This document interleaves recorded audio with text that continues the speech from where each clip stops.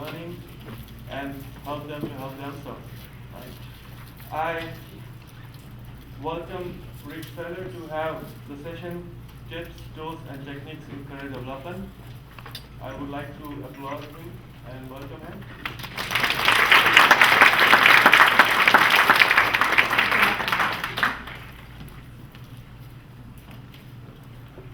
Hello again, everyone. Thanks for having me back, and I'm throwing you food, so I'll stay through this period too. I appreciate that. But I'm worried because I was told there'd be 60 people signed up. I brought materials for 80. So I hope everybody's got materials. If not, I didn't have any bigger luggage to bring things, so we'll do that. And we got somebody who'll sell one. $2 here, $3 here, let's get over here, $4, okay.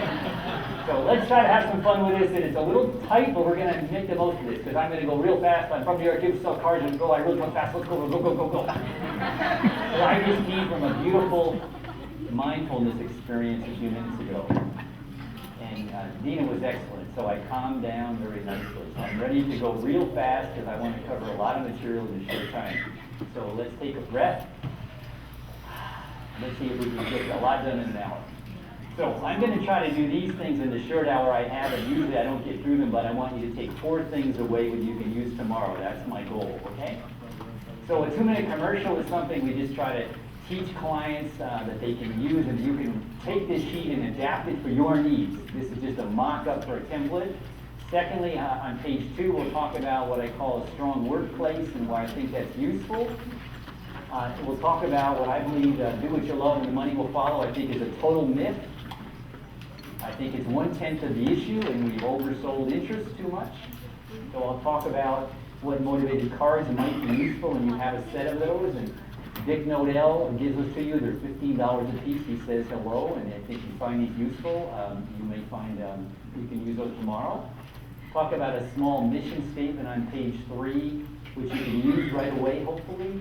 I'll talk a little bit about a game that I think has great potential. We'll finish with page 4, which is behavioral interviewing, which is my best lecture about looking for work. So you leave with those 4 things. If you have to leave, at least you have the handouts. I'll do my best to get through them and see if that's useful, okay? So what I would suggest is all of us have to have a 2-minute commercial because we meet people in the strangest places and we want them to know about us. And actually, what I'm about is about time. If you've ever seen the book, What Color's Your Parachute? Have you seen the flower? That's my flower, done in 1983. And 25 years later, you see that 90% of it has come true, so you know I'm an advocate for the process. But if you look at that, it teaches you about, in the book, informational interviewing. The problem is the more visible you are, the more informational interviews people call you for. So the issue is, how do you get to teach clients to know what to ask for? Because if you present yourself in a way that builds credibility and interest, and you've done homework, the person's going to give you more time. They're always going to say yes. So we call it 2-minute commercial. So what I'd like you to do is recognize there's really 4 things. I want you to know a little bit about my history. That's kind of my history. 2, a little bit about my education. 3, about my work history, kind of who I am. And 4 is, this is why I come to you. I want to get something from you. This is my 4th quadrant. So in some ways, I want to teach people basically something about themselves that leads me to say, okay, what do I ask for? Make sense?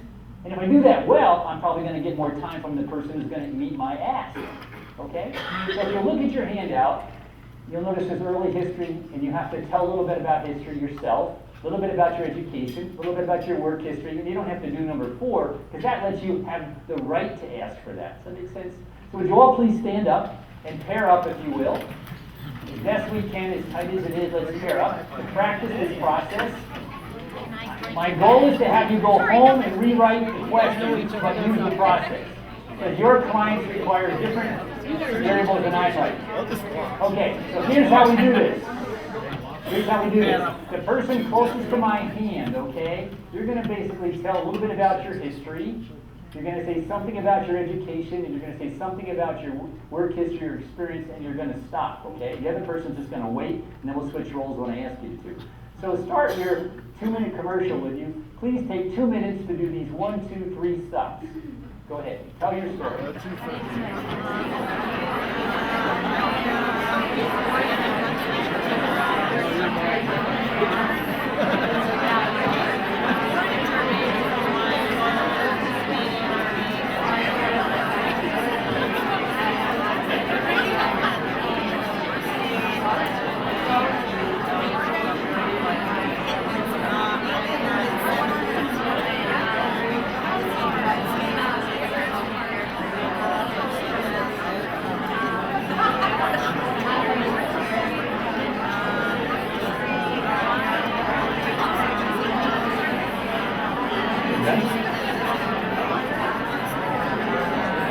Okay, I'm going to stop you, please. I'm going to stop you.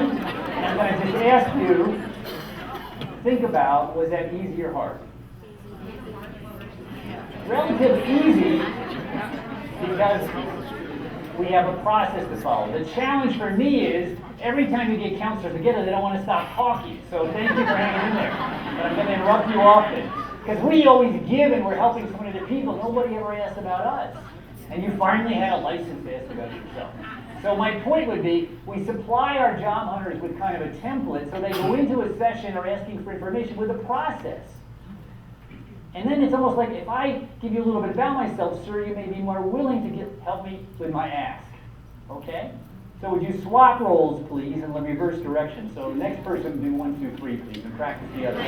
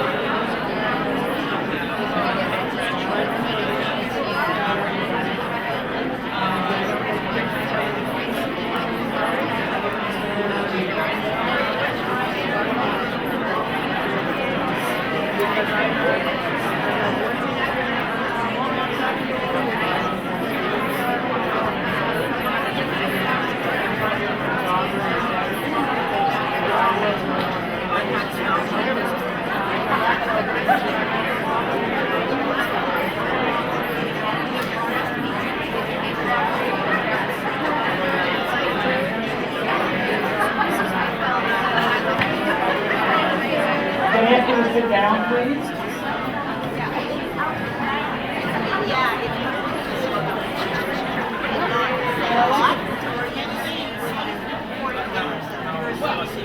Now tell me, how could you not be interested in helping the person who just told you about their 3 boxes? I mean, it's magical. If I think about how valuable Hershey's time is and I present myself in a way that's organized and I've thought through it about what I'd like him to know about me, it's going to be so much easier to say, can you lead me to someone else I might talk to? Can you give me information about financial aid? Do you have any sense of where's the best place to live in town? Where's the best place you go to vacation? And we do this all day long without really thinking about how we set ourselves up to have the permission to ask for someone's time. Now, I know there's also cultural differences. Eye contact is different, spacing is different. I understand all that. So go home and accommodate what you need for your population, and maybe it's not history. Maybe you put a different piece in there. But so many job seekers want structure, to have the confidence to go out and shake hands and say, can I ask this of you? And I think that's a real critical point we weren't teaching about informational interviewing. Is that helpful?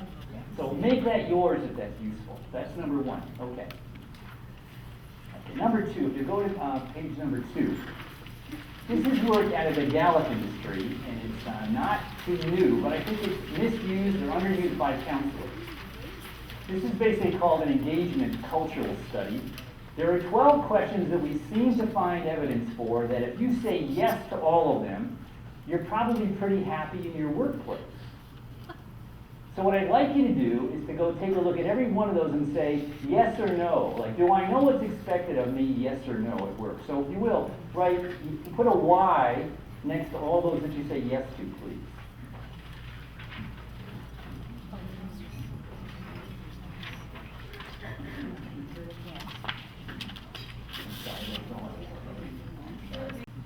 And then we can say, now that we've taken your chaos and give it some meaning, what can we work on? What can you do to have more control over the culture of work that you do?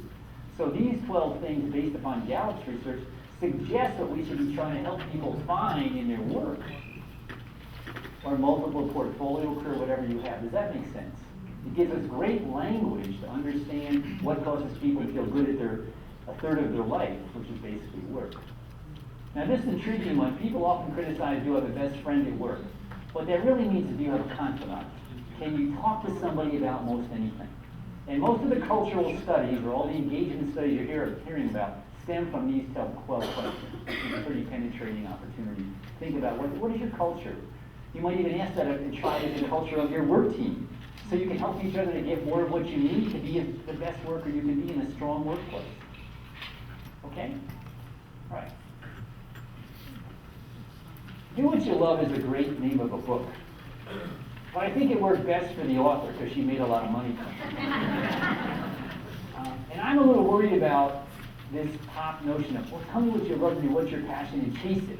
And I go, that's great if mom and dad are paying the bills, or I've got time to take away, or I don't have any dependents, but it's still tough when you have to work right away. So I think obviously that's a wonderful concept, and I'm all for identifying your passions. Some people would even argue you don't have passions, you basically do things and find out you learn to like them. So there's a little disparity there. But I want to just say that it's only a tenth of the issue, because I'm going to try to suggest to you there's some other things going on. I think our field is way too interest-centric. And the reason we use lots of interest tools is they're cheap, because it's self-report, there's lots of free ones around, and nobody gets differentiated. Everybody wins, because everybody has interest. How cool, everybody wins. Those are the best clients. They're easy. You get to talk about what they love to do, but it's not enough. To me, the feedback we give has to be more than that. And if you remember yesterday, I had 6 of those things that made it really an A+ session. A lot of it was, what patterns do you see? What possibilities do you see? It was more than just what you love to do. So I'm on this notion that I think our language is very limited. And I was trained by a couple people, but mainly a cognitive science approach, which says your thoughts have a lot to do with how you might feel. And if you reframe, you have some opportunities. And if you can take the chaos that you have, when I go to you, ma'am, I want you to help me as a coach or counselor, I hope you give me a sense of what my feelings are and help me clarify my language. And if you do that, there's a good sense I'm probably going to make some progress. But give me some language so my chaos is more controllable. It's the lack of control over my environment that feels chaotic, and I feel oppressed, lost, impotent, not able to do very much. So language is important, and I believe interests are critical, and we probably do the best job with that. Aptitudes is a piece of language we have taken out of our vocabulary. We don't talk about aptitudes in our culture anymore about our business, and there's lots of reasons why.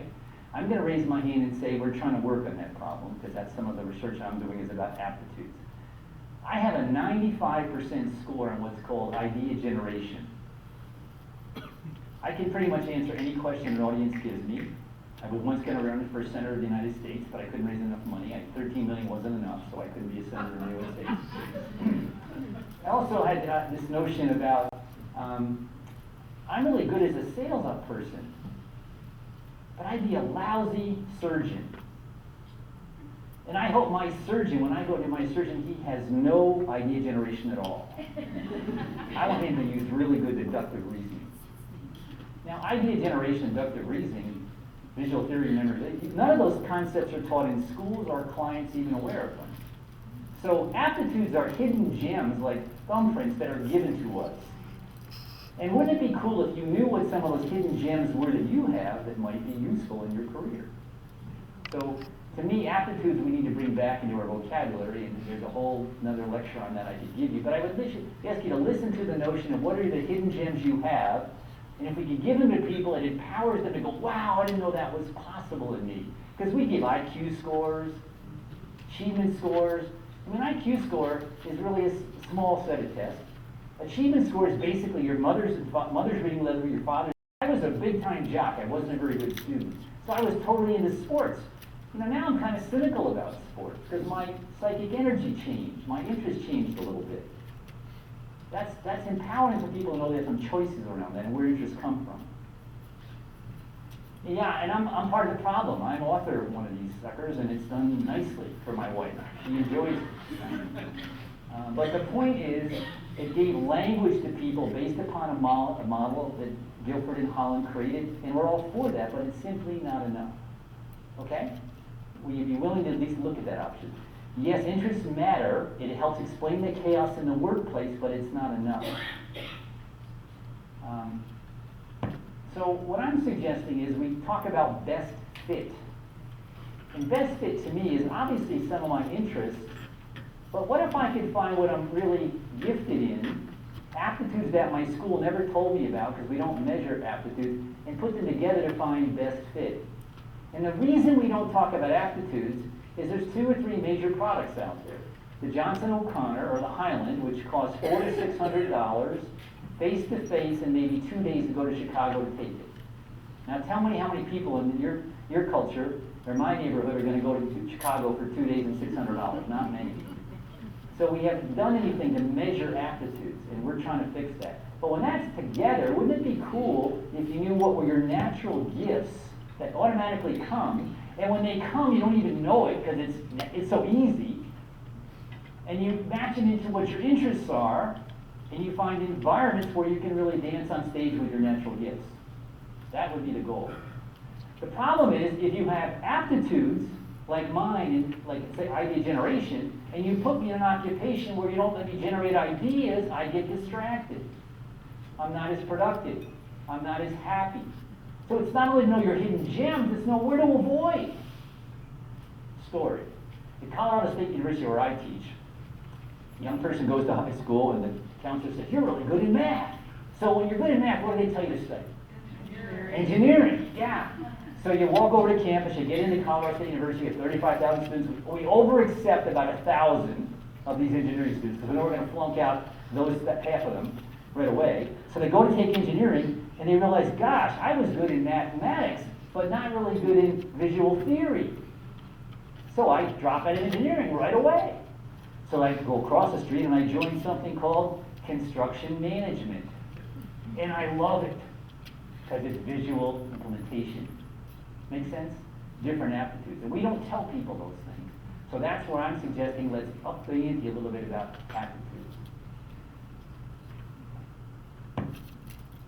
Unfortunately, past president of the National Career Development Association, the oldest counseling association in America that has spun off from many other organizations. Another way to look at this is, let me take a look at the motivated skills I have. And the skills are basically a set of language that you could have created. I'm going to give you a set of language in the no-del cards. And we want to take a look at what are your motivated skills, and then what do you believe your self-report proficiencies are. So when you bring them together, you have, again, another kind of best fit. So a lower priced way to get it best fit is, let's look at what you're motivated about and what you believe your proficiencies are. And I'm going to try to show you that. So if you can clean off your desk a little bit, you're going to need about 24 by 24 inches to work from. And we'll see if we can play a little bit of card game. The cards are in this awful plastic, so rip that open as soon as you can. And I'd like you not to look at the cards until you have them in one hand, because I want to keep us all together so we stay together in this direction of activity. Come on in. You have this sheet, or I hope you do. That's a score sheet. If you want to open that up, you'll see it's 4 pages. If you open up, that'll be useful, and that'll be kind of a score sheet. You want to put that away a little bit so you're not putting cards on top of it, but you want to refer to it. So you need to refer to it. Don't place cards on it. I'd like you to look at this page before you play with the cards. That's page number 2. That's page number 2 in your booklet. I'm sorry now, I'm hoping 60 and there's 80-some people here. I'm sorry. You know, did you sign up for this session? Did anybody not sign up for this session? Because only 60 did. So I'm sorry, I don't know what to do about that. How many people don't have materials? Wow. How many of you work together? You all work together? I will send you your cards. If you will give me a card, I'll do my very best, folks. Give me your cards underneath. Write on it what you need. There's a set of cards here. That's great. Thank you. So here's what we're going to try to do. I want you, if you will, please, to take your cards, if you will. Notice that on the top of them it says they're black with, they say proficiency cards. When you look at them, turn them over so they're face up. And they say proficiency cards when you look inside. There's 3 of them. So look in, take the first card instructions off. Then you'll find the totally delighted using. Notice that these are the same cards that are here. See those? Put them vertically on your desk, going from top to bottom, just in the same order as described in your sheet, okay? You're going to basically left-hand side, put your first 5 cards, or motivational cards, and put them in the same order as your page number 2. Okay? And that's what, is that the sheet that you need?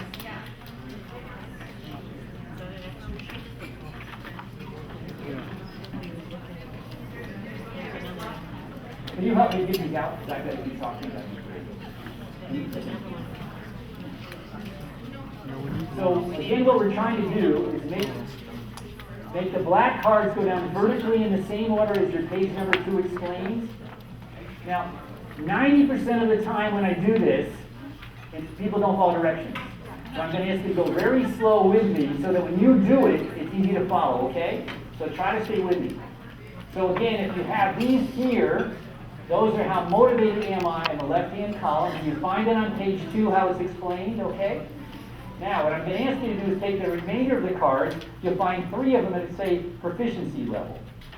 One will say highly proficient, competent, and the third one says lack skill. Would you please put those away? Put those away so your client doesn't see them. All right? Everybody with me okay? Thank you for being patient. But I think you'll find this helpful when you go to use it if you do it correctly, because rarely is done correctly. Now what I'd like you to do is take the remaining cards, and I want you to frankly distribute them over here. So you take a single card and it might say, manage details. You say, how motivated am I to manage details? And you put it in the right category just to the right. You see that? So you're going to end up with all your cards distributed in these 5 piles. Now people wrongly start going and putting them this way. I just want you to stack them this way, please. Okay? Every card, how motivated am I to use it, and put it to the right of the level of motivation, okay? If you will give me your business card, I will send it. And if you were to give it like this, when you answer quick.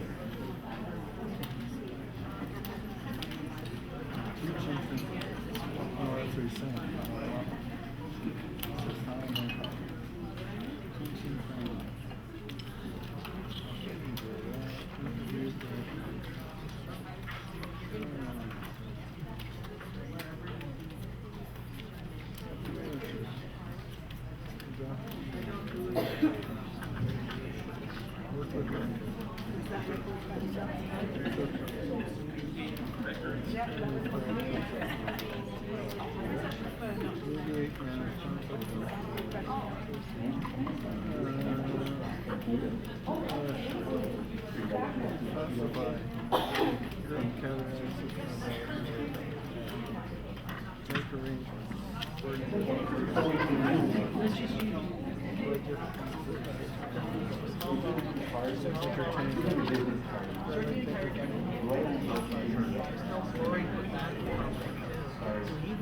Entertain, totally delight.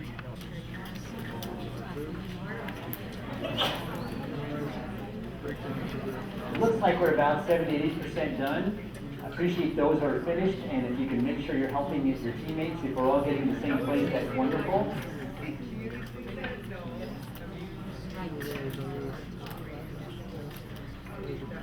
And again, if you did not get something on your business card, tell me what you need and I'll try to send it to you. I'll be happy to do that. It may take a while to get them up here, but I'll do that. Now, let me ask you a couple questions. Notice how quiet it was. Because it wasn't talk therapy, it was manipulation. It was hands-on, which really taps into a whole other side of the brain and gets activity going.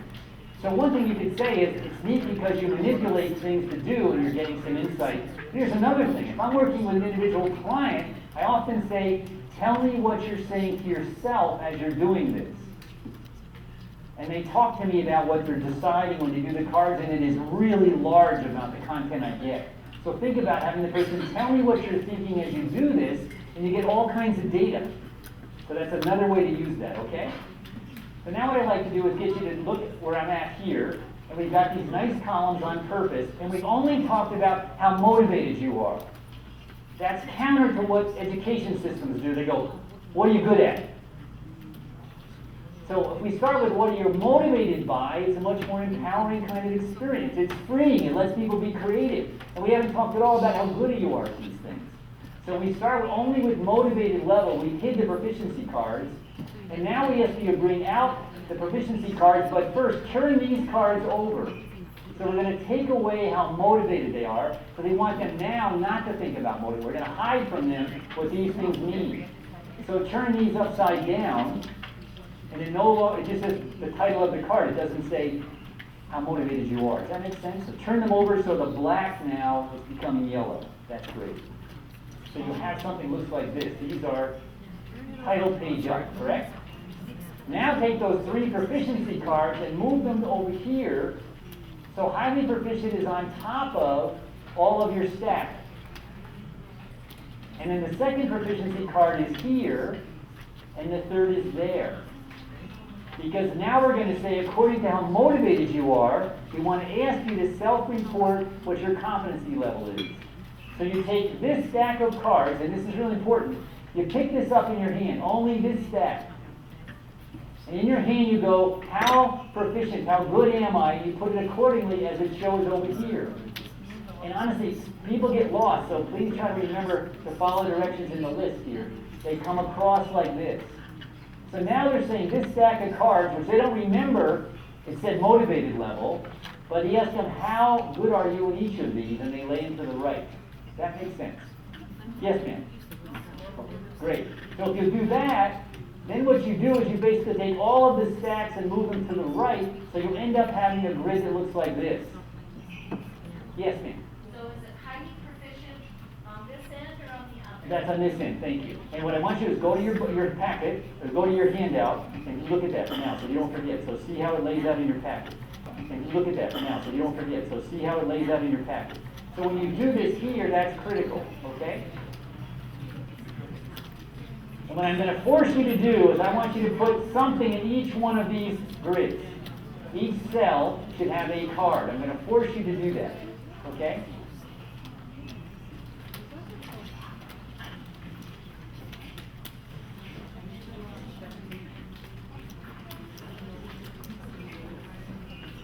These up, and I'm sorry. We go to your score sheet. So we say, you don't need to do that because of time, but you would fill in your score sheet of all your cards, okay? You would write them in here. So then they leave with a record of what they say their skills are, both how motivated and how confident they are. So let's look at what's on the table rather than take time to put them in. And here's what's critical. If you look at this quadrant up here, what might that suggest? What about the cards up here? Highly motivated and fairly competent. Okay? So wouldn't the right question be, are you using those every day? And if not in your job, how do you make sure you're using them in your lifestyle? And if you have some over here, what are these cards? What might you suggest about these cards? Training. Yeah, how do I set up a development plan to move them over this way? Because I'm motivated, but I may not have the skill that I need. So what can we do to help you develop these skills? In a way, it's kind of a little coaching plan on paper. So what about these down here? Stay away. Burnout skills, yeah. Because how many people do you know are in occupations where they use them every day and they're empty, they're burnt out? So we can explain why that may be such dissonance, such confusion or angst in the work you have. So we can talk about what I'm motivated in, what I might want to get better at, and what I want to stay away from. Does that make sense? Now we did that in probably about 12 minutes. So if you take your score sheet and follow those directions and let somebody use the cards and allow them to talk to you, you get a lot of stuff done in a short period of time, and you finish with a product you can use that they feel pretty good about. So that's the motivated skill set. So I want to find a way to put that together, what I'm motivated in and what I'm proficient in, to find the best fit. Okay? So put your cards away, and there's usually a way to do this. Take your skill cards first off the table, put them at the bottom.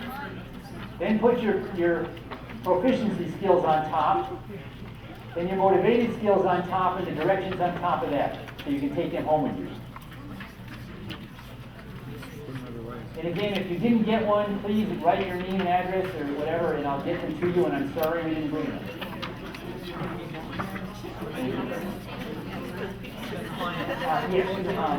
Yes, we do these first. Put these away first at the bottom, then those on next, and these on the top. You want to basically, so you open up next one and you go through the same process.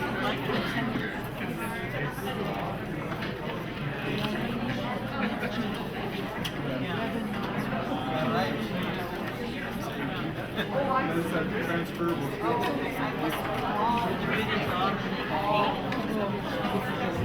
go to page 3. And if you were, like me, working in a school or organization, often without many resources, and you can't buy a lot of these tools, it seems to me we could do a couple things. We could give assessments to people that cost a fair amount of money, and we would enjoy that, because you get maybe a better bit of feedback. Or we say, can we construct meaning from what we know about assessments? So I kind of call this the mission statement in a way. So what I'm giving you, and you can replicate this if you like or make photocopies of it, if you think about all interest surveys, they essentially ask you about a RIASEC code, back to Guilford and Holland. And the RIASEC code, after you take the survey, even if you took mine, you're going to get some feedback about what each means, right? So what if we just gave the answers to people and said, circle the words that fit for you? So let them circle words out of their interest that fit for them. Because you'll maybe have only 20 minutes and you don't have a budget. So let's find language that explains what you think are your interests, so you circle things. Or we take a look and say, okay, well, you know about Myers-Briggs, and it's probably more expensive to give to a lot of our clients, or we don't find something online. So what if we said, let's take a look at key temperaments and give you the answers of what some of these things mean, and have you circle words from that. So you're almost building a vocabulary to write a story about who you are. And whether you use true colors or personality dimensions, or if you use color spectrums, all of those pretty much come down to a 4-color Jungian system that give you words. So again, why not circle words that talk to you? That's kind of who I am. So if I have language from this narrative kind of approach to it, I can write a mission statement about kind of who I am. And if I can get somebody to use words there, it's sometimes a little bit easier, and they write a little bit about themselves, and they share it with somebody, they take on kind of an identity of who they are. So photocopy that as much as you find useful, if you find it useful, and give them words to choose from, so that they might then write a mission statement and they can share it with each other. When once you share it, you make it public, it becomes part of who you are. Is that helpful? So again, if you don't like what's on there, develop another set of language. I'm just showing you a method you can recreate for nothing. It's a tip that I find useful when somebody gives me a few minutes. I call it napkin therapy. On a plane, I whip this out, and I don't have to spend the whole 3 hours talking to them about their career. It gives them something to leave with. It gives them language to start the conversation. Is that helpful? You adapt this to the way that best meets your population. Okay. So here's another approach I think that might be useful, which I frame under the notion of storytelling. It seems to me we all have stories gathered within ourselves. We have lots of stories. But only some stories are told in a way that makes it personal. And some stories are really owned, where we really get them affirmed by telling people, and they kind of enjoy telling that story. The key is that we construct meaning once we, it's not coming out. We construct meaning from our story, and I apologize, I don't see that on the screen very well. We construct meaning once we gather our data. And when I gather data about me, it only has meaning when I personalize it to my experience. That's really me. That feels like me. Let me construct what I know. It's like when you give a survey to somebody or an assessment, you go, that's not me. Well, the data is useless.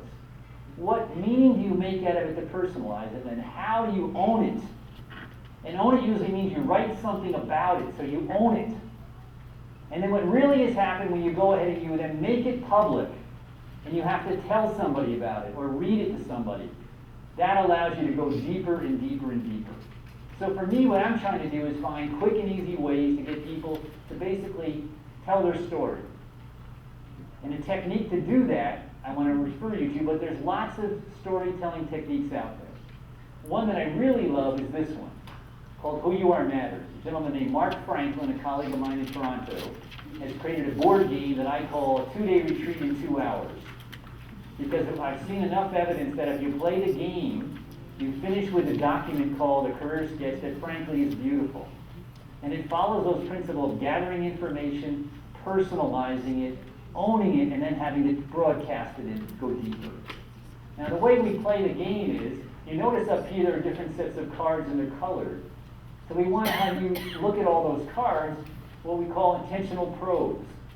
So let's just say I want to learn something about personal qualities of me. So at the table here, we put a bunch of cards out, and you have to say, this one's a lot like me, this one's a lot like me, this one's a lot like me.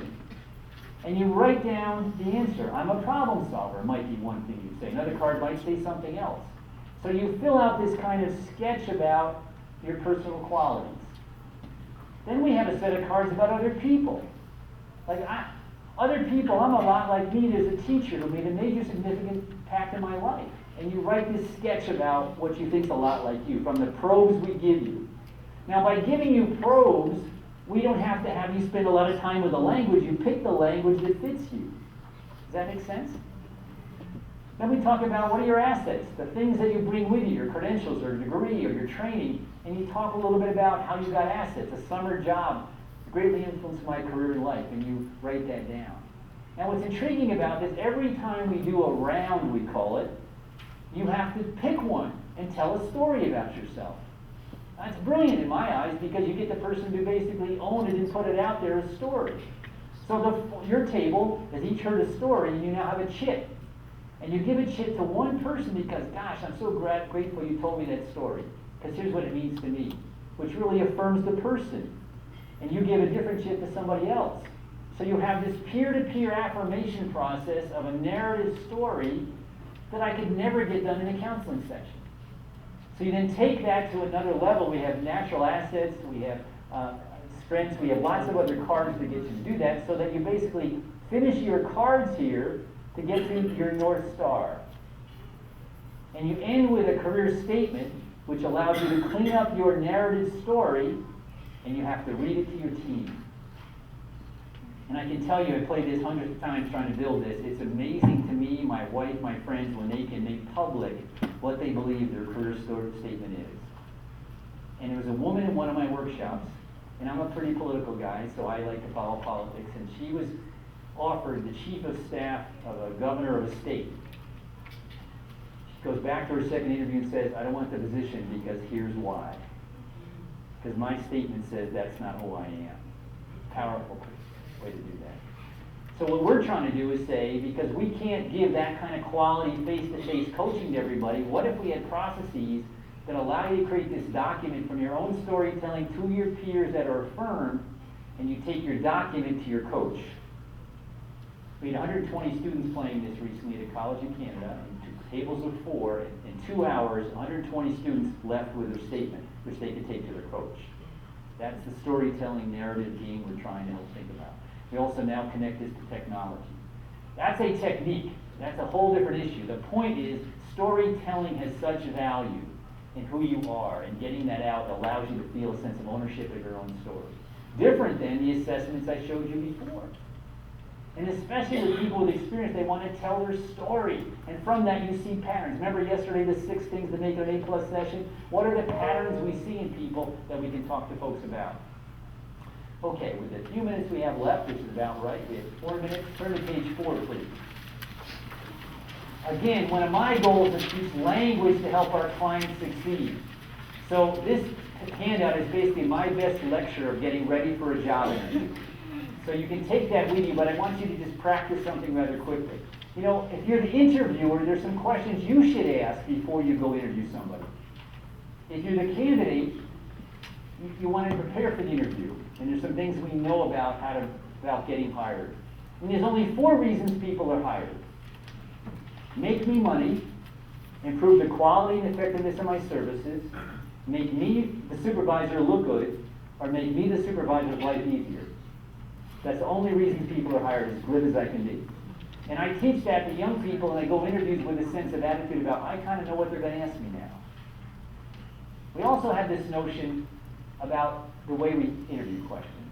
When you go to interviews and people probe with something that ends in a question mark, it's not a very helpful probe. Because if asking you something hypothetical and you make up an answer, don't you? If you end the probe in a period, which is described, tell me, give me an example, they have to tell you a story from their experience. And then if you're a good interview, you then say with a question mark, give me more detail. Often I'll have two people stand up and I'll have say, can I please have a female stand up who's had a baby recently? And would you do a task analysis kind of what it's like to have a baby? And the woman explains what it's like to have a baby, and she goes through that. And I say, okay, now could I have a man please help me do this? And have a man tell me what it's like to have a baby. And I say, okay, which one would you hire to have your baby? Because the past is the best predictor of the future, and that's what behavioral interviewing is about. So let's take an example. Let's take the customer service example. Let's take the customer service example, if you will. Would you all please, when I ask you to, practice this? I'm going to have you work with your teammate again, and I'm going to have you, notice this ends in a period. So one of you is going to ask this probe, describe a time when you went the extra mile to help someone. Notice it's a period. They're not going to make this up. They're going to tell a story from their life. And you then can finish with, well, why did you assist them? What was the outcome? And on the back of the cards that we've created, we teach the star effect, so we know why people go about that, and we practice that. Now, rather than try to buy a process, take any skill or competency in a job description. Go to your newspaper job description or the job description in your hand. Take the competencies and practice descriptions of how you demonstrated that particular competency. That will prepare you for the interview. Does that make sense? Bad interviewers ask lots of questions and you make up answers, hypothetically. Good interviews say describe, tell me, give it evidence. On the other hand, good resumes, you document your experience and evidence and innovation. Remember the hit yesterday? Demonstrate, document, tell me how you've done something. So would you all please stand, pair up again, and the person closest to this hand in the partnership, would you please ask the person about, describe a time when you went the extra mile to help somebody. Let's practice that.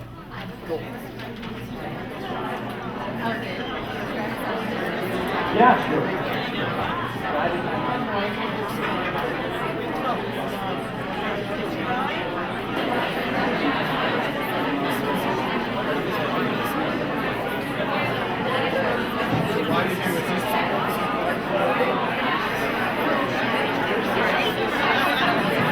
Okay, if you can sit down, please. Sit down.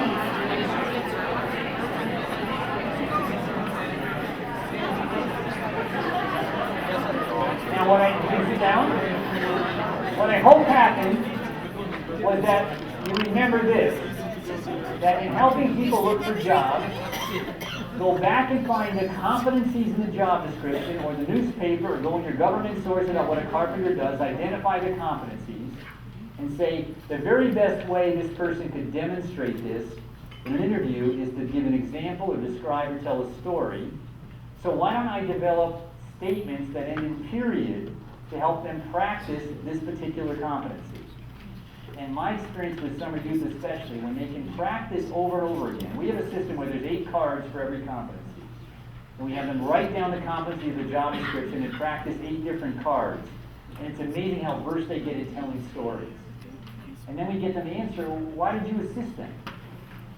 Like in my example of the woman who had a baby, I say, well, did you have an epidural? And the man goes, what's an epidural? Because you can get detailed and deeper with question marks because you've been there, you know it, and that's what a good interviewer does. Now, I give you this because you can make these cards up. You don't need to buy a product.